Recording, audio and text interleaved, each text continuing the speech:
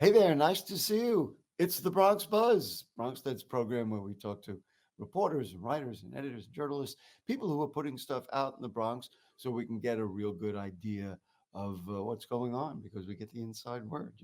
Second segment, we're going to really be excited about the opening of the Bronx Music Hall, and we'll talk about that. But right now, let's say good evening to Colin Kinniburgh, who is a reporter at New York Focus covering the state's climate and environmental politics. Nice to see you, Colin. Thanks for joining us. Hi, Gary. Glad to be on the show. Thanks for having me. Just a little bit of background since we haven't had you before. So, how did you get into reporting the climate and environmental politics? That's a great question. I put you right on the spot there. I've been following climate and environmental issues since honestly, I think I was a teenager growing up here in New York City. I grew up in the age of Al Gore's Inconvenient Truth, and I think that moment of when kind of climate awareness really hit us hard. So it's something I've been paying attention to for a long time. But then formally, I've lived in New York almost all my life. I moved away for a little while, and then I came back and found myself really fascinated by what was going on in New York City politics and state politics as well, and began reporting for New York Focus a few years ago. And since then, I've been covering all the ins and outs of climate and energy and environmental politics and policy at the state level for since. Well, we could, you and I, and of course, people of the Bronx could have a great dialogue with you because we've been inundated and we've been on the short end of so many things. I'm going to give you an example. We had the New York Power Authority on, and this goes back a little while. And I asked them, when are they going to get rid of the peaker plants, decommission the peaker plants, which are destroying the air in the South Bronx? And their response was, oh, our plan is for like 2035. And I said, well, that's really cold comfort for the people of the Bronx whose, kids are coughing away and everything else. But the other thing that was fascinating of what you mentioned, because it came up in my mind, when I see the levels of devastation, especially this week that we've had with Hurricane Helene all over the country, all I could think of is that 20 years ago on Inconvenient Truth, Al Gore literally predicted this was going to happen. And I think that's, for me, and probably for a lot of people, a bit of frustration because you knew it was going to happen. You didn't do anything about it, etc. Okay. So let's just talk about now. You did a story called New Yorkers Are Driving More, even as climate plan hinges on driving less. From New York City to Buffalo, people are driving a lot more than they did before the pandemic. I am a driver in New York City in the borough of the Bronx, and there is no question that people are driving more. The roads are much more crowded than they've ever been. And so what's the story? I mean, why is that happening? What the heck do we do? Yeah, it's a great question. I'll start by just giving a little bit of context, or maybe some numbers to put into perspective that experience you described of feeling more cars on the road, more traffic. So the data that I reported here was coming from this firm called Streetlight, which looks at traffic data nationally. And part of what was interesting here is that they were going back, 5 years, so just before the pandemic. And sure enough, they found that across the country and here in New York City and all over the state, traffic is up quite a lot since before the pandemic. So I think part of that is, a basic thing that a lot of us, experienced or maybe participated in, which was, a lot more people got cars during the pandemic because they felt that public transit was unsafe, and so a lot of people switched to cars, and they've held on to them even as the pandemic has sort of subsided. So that's one factor. E-commerce has obviously exploded as well. Everyone's gotten that much more used to ordering from Amazon and whatnot than they used to. So that's more trucks, both big trucks and smaller trucks on the streets. And that's a really good point I hadn't thought about. Very, right, very interesting. it's Yeah, a go ahead. big factor. And then another thing that people point to a lot is ride sharing apps like Uber and Lyft. Those have really stuck around as well, and those are cars that are constantly on the road, right? It's not like if you have a personal car, it's parked 90% of the time and you drive it. An Uber or a Lyft is just constantly cycling. So that adds to the congestion. And so all that means more vehicle miles traveled, as in, which is a measure of total driving, right? In New York City and the whole metro area and across the state, actually all 6 metro areas that this report looked at in the state had Right, let's driving just up. list them: New York City, Buffalo, Rochester, Albany, Syracuse, and Poughkeepsie. Right. Right. And that was consistent with most cities around the country, but there were some that were pretty stark exceptions. So in California, pretty much everywhere saw reductions in driving actually over the last 5 years. That's fascinating. Yeah. Can we explain why that would be? Not that I give a hoot about California.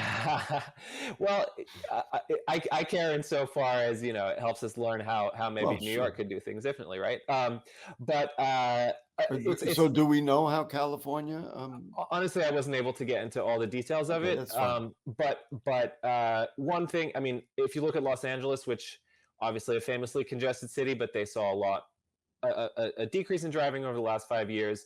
They have put a lot of money into public transportation over the last, I don't know, 10, I think even 20 years, light rail, buses, all of that. And I think that is starting to pay dividends. Of course, there are many other factors that go into it, so I don't want Right. to speculate, but Yeah. What's interesting about what you said about people buying cars? During the pandemic, we had done all kinds of different discussions with businesses, and so many businesses were hurting. And we know that the New York City office towers were empty, and now they're talking about converting many of them into, housing and all that kind of stuff. I called a friend who is a car dealer, and a pretty good sized one. And I was like, "Hey, man, how you know?" Because everybody I talked to was like, "Oh, we're dying over here." mm, And I talked to him, and I said, "Hey, how you doing?" He said, "I never sold more cars in my life." He said, and I was wow. like, "Wow, it's like a revelation." Mm. Um, so that was the first thing that I wanted to mention. The other thing was something that you reported, and I thought this was interesting as well. Despite the trends of the last 5 years, New York remains one of the least car-dependent states in the country. Now, I understand that for New York City, which of course has a very intricate transit system, you could do percentage wise, per capita.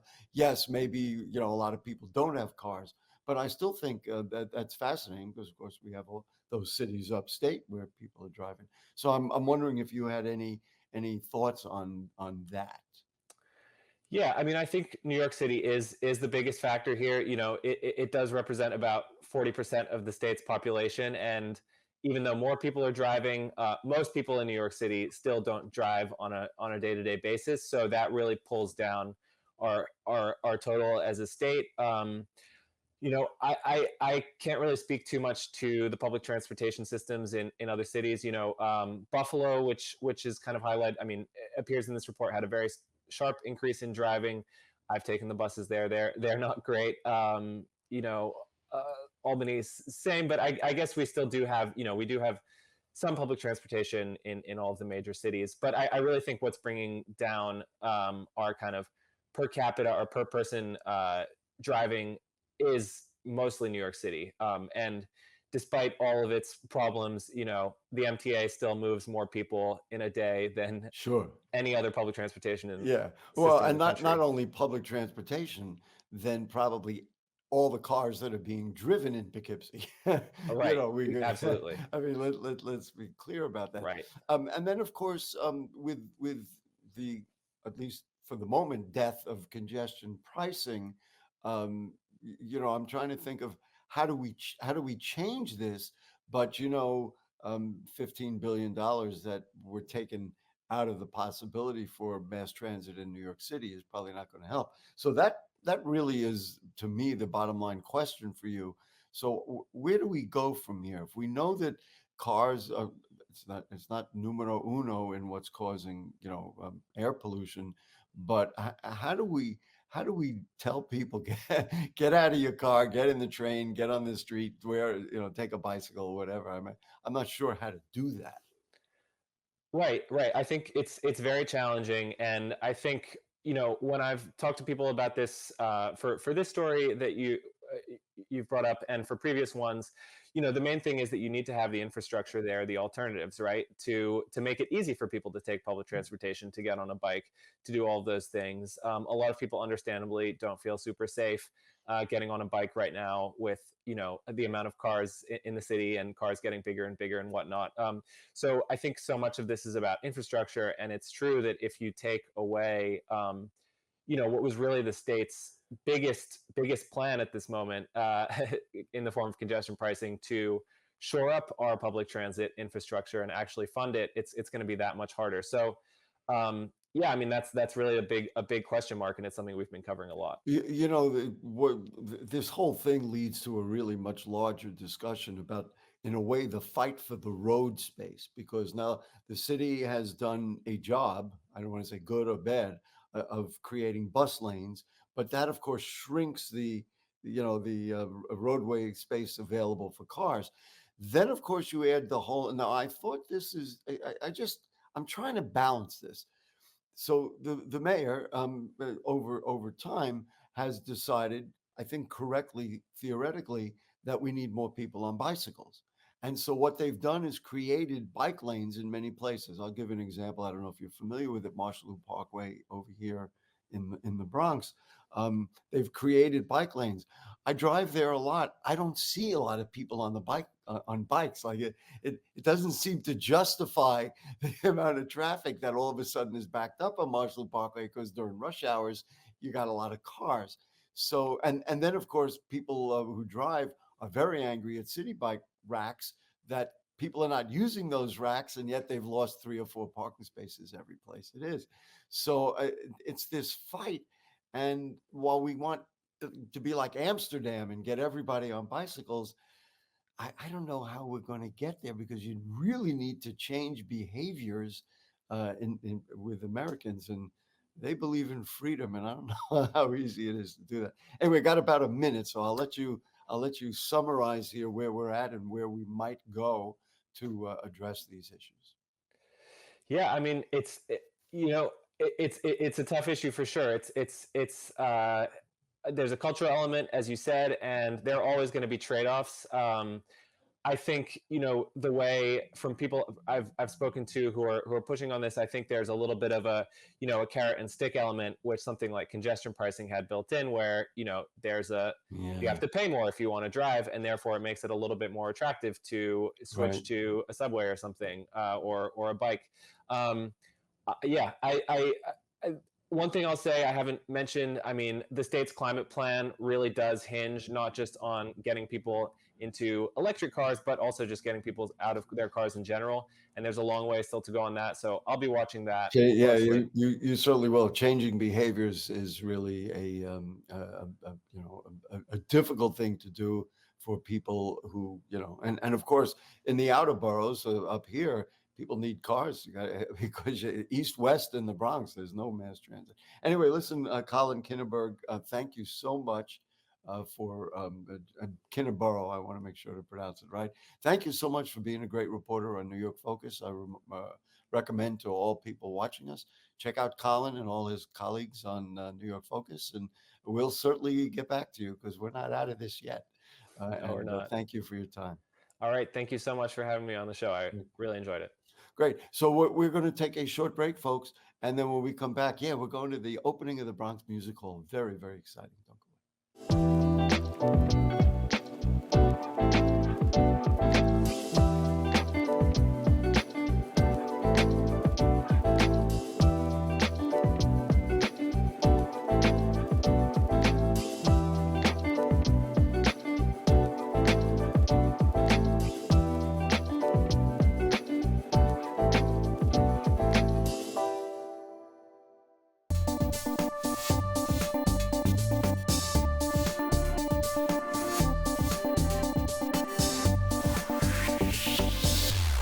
Okay, back with you on the Bronx Buzz. I couldn't be more excited. The people of the Bronx couldn't be more excited. Ladies and gentlemen, the Bronx Music Hall is finally about to open. And let's say hello to our buddy, Kerry McLean, who's Vice President of Community Development at WEDCO.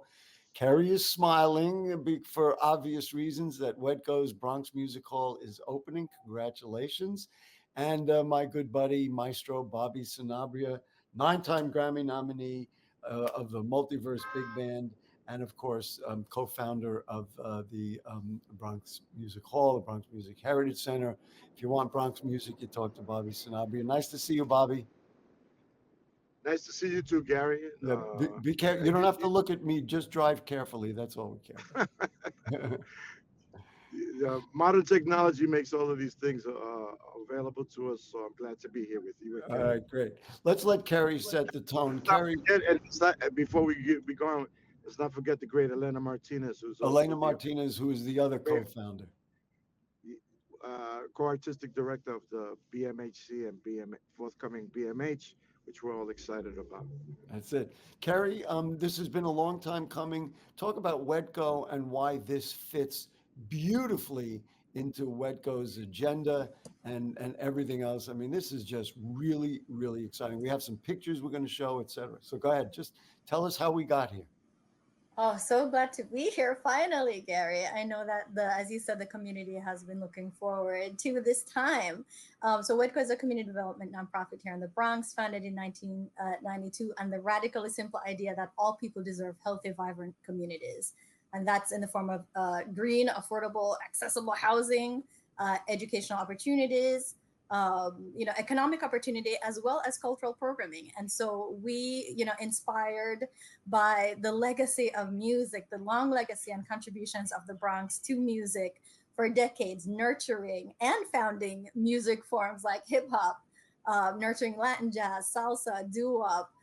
We had this amazing opportunity, kind of spurred by our founder and president Nancy Bieberman, to create the Bronx Music Heritage Center, to celebrate this long legacy of music in the Bronx and to create a home, a new home, where artists from the Bronx can perform, where we can celebrate our musical traditions and our cultural traditions as people of the Bronx, and where we can continue to nurture and to help innovate music that, again, has changed the world. The Bronx has produced music that has changed the world. And what better place to bring it back to and to create a home for than right here in the Bronx. So WEDCO founded the Bronx Music Heritage Center in 2010.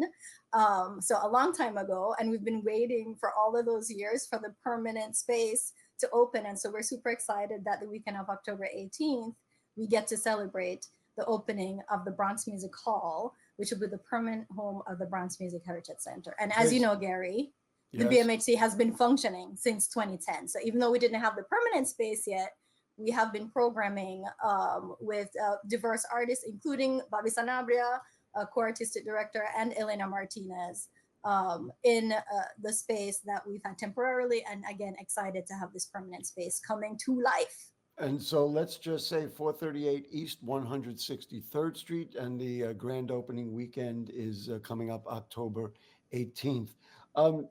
Let's just talk about now Bronx Commons was the housing project that's around it, and this was part of it. I guess we would be remiss if we didn't acknowledge this would have opened sooner, but the pandemic really slowed things down, didn't it? Exactly. The pandemic slowed so many things down. I mean, we're all still feeling the impacts, as people of the pandemic. And certainly the Bronx Music Hall's opening was delayed. Supply chain issues, just, you name it, it happened with the Bronx Music Hall. But we're so grateful for the Bronx public holding us down and continuing to keep hope and faith alive, and WEDCO's commitment to bringing this to fruition. We're super excited for the Bronx Commons development to be the home where the Bronx Music Hall will live. Bobby, a lot of care was taken to make this do it the right way and make it the right project. What are the elements in there that excite you and your fellow musicians about having this finally opened in the Bronx? Well, we have a world-class venue.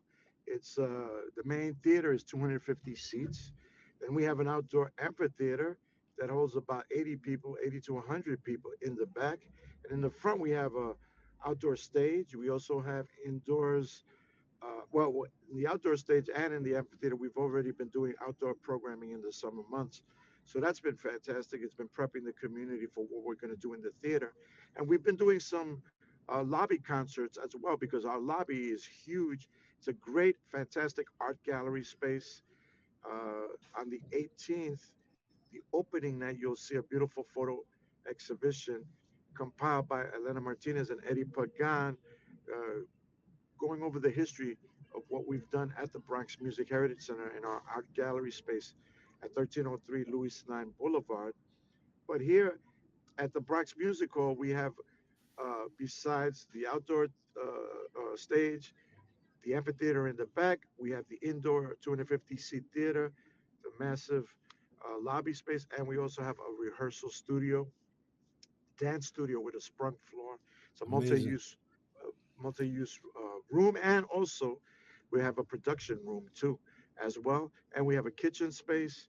It's fantastic. It's the I used always said the BMHC is the place to be, but now I say the place for all is the Bronx The Music Bronx Hall. Music Hall. What do you, as somebody who's obviously right in the center of Bronx music, what do you think the impact of this will be on number one, the Bronx music scene, then of course the people of the Bronx who will have the opportunity to get up real close. Listen, 250 seats is a lot, but not a lot because it's very intimate. Talk to me about what the impact of this will be on the Bronx and Bronx Well, music. it's just another opportunity for Bronxites to revel in the majesty, the variety of artistic endeavors that Bronxites have put forth ever since the borough was founded hundreds of years ago. So uh, the Bronx has really been rejuvenated since the days of the fires, and that image of the fires and devastation. The Bronx became, especially the South Bronx, became the symbol of urban decay across the country. And now we're changing the narrative of that and uh, showcasing the fact that this borough has brought forth so many incredible artists in all fields, from film and TV to music, theater, and of course, dance, and of course, poetry. And at one time, as the great Mark Nason, who teaches African American studies at That's right. Fordham University, has always said that at one time the Bronx had as many or more nightclubs, dance halls, catering halls than Manhattan. So we're bringing that spirit back. The place, what I love about the place is it's we're in the final stages. You see me slightly dressed up right now. We're going to a pre-gala celebration sponsored by one of our funders, the New York Community Trust, in the space. And when you walk in, you feel a sense of majesty and a sense of elegance as well. Wow. And as well, we should as Bronxites because Of we course. are an elegant borough in terms of everything that we've done and contributed to the world. Mark also said that more forms of music have been nurtured in the South Bronx than in any other And place anywhere else. Uh, in the United States. So that's something that we're very proud of, and we're bringing that forth in uh, full force. Kerry, I know your smile is there, but it's going to be really wide on the 18th. Let's just talk about who's going to be participating. So it's not just like one concert because there's always going to be music in the Bronx Music Hall. So let's see. We can review it. Do you want to say anything based on what Bobby said before we review exactly who's going to be there on the 18th? No, she she just wants to enjoy the music. I mean, I get that, like all of us. All right, so on Friday the 18th, it'll be Bronx Past, Present, and Future featuring Grandmaster Kaz and MC Shah Rock, the Uptown Vinyl Supreme and Congo. The ribbon cutting is at 6 p.m. On the 19th, Bobby, you'll be bringing the Multiverse Orchestra right there, Multiverse Big Band, right? And that'll Yes. feature, of course, Janice Siegel, Antoinette Montague, and Jennifer Jade Ledesma. Boy, adding those vocalists, man, you know how I feel. That was really brilliant. Then there'll be a second line procession with Ricky Gordon and the Individuals of Peace, and there'll be the photo exhibit that Bobby referred to. And then Sunday, beginning at 3 o'clock, Yawuza Hassan, I don't want to mispronounce that, and the Wuza Wuza Ensemble, a group Maburan. I'm not going to pronounce that, Bobby. Do you know how to pronounce it? Maburana. Do you know that, Kerry? Yeah, that's it. You did it. You did it. All right, very good. And anyway, that starts at 3 o'clock. People should definitely, definitely check it out. I'm certainly planning to be there at minimum Friday night, maybe even Saturday as well.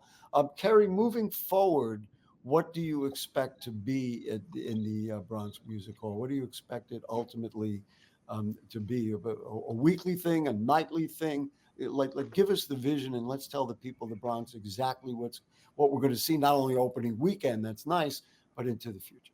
Yeah, I mean, what I would say is that it's more than just the opening weekend. The opening weekend is just one weekend. Yes. And it's one weekend when we do fundraising, because this is like an instrumental time to do fundraising to enable us to continue to provide accessible, affordable programming for the BMH in the weeks and months and years afterwards. So it really is a combination of a fundraising weekend and a public launch weekend. But the community will be able to access this programming beyond this opening weekend. They'll be able to hear hip hop, Latin jazz, salsa, doo-wop, hip life, jazz. I mean, you name it, they'll be able to hear it every other weekend, every other time that there is public programming for the opening season. So we think about this not just about the opening weekend. It's about an opening season. So we're super... Well, I just want to add something. We're so proud of our international borough, and you've mentioned some kinds of music, but we all know there's people from all over the world, from many different diasporas, and they're all living here. And I know that the Bronx Music Hall is going to celebrate that every day, every week. You'll figure out how to do it. Bobby, we got about a minute left. Share some excitement. You're going to tear it up with the Bronx, with the Multiverse Big Band there. You play so many places. You are so emotional about what you do, but playing in your hometown of the Bronx in the Bronx Music Hall, it's going to be wild. You're going to go crazy, I'm sure. Oh yeah. Well, the actual Bronx Music Hall is 10 blocks away from where I grew up in the Melrose Projects on East 153rd Street. So every time that I go to the venue and see the construction going on, etc., it's been very heartfelt for me. And never in my wildest dreams did I ever think that I would be given the opportunity for me and Elena to be in this position. And we have to thank the founder of Wetco for that supremely, because it was her vision, her grand vision to do this, the one and only Nancy Bieberman. Yep. So She understood. We got to run, but she understood. She had the original vision, and the rest of us are just carrying it out. Listen, Karen McLean, I'll see you around town. Thank you so much. Thank all my buddies, Devon, and all my friends at Wetco. This is lifeblood for the Bronx, and of course, me and you, Bobby, will just keep going, fighting to bring out our music, bring out who we are. Fantastic. Well, we'll see you at the place fall, the Bronx Music Hall. There it is. All right, listen, that will do it for our program this evening. What fun. Come out October 18th, 19th, and 20th, and that is 438 East 163rd Street at the new Bronx Music Hall. If the curtain don't fall and the creek don't rise, we'll see you next week. Good night.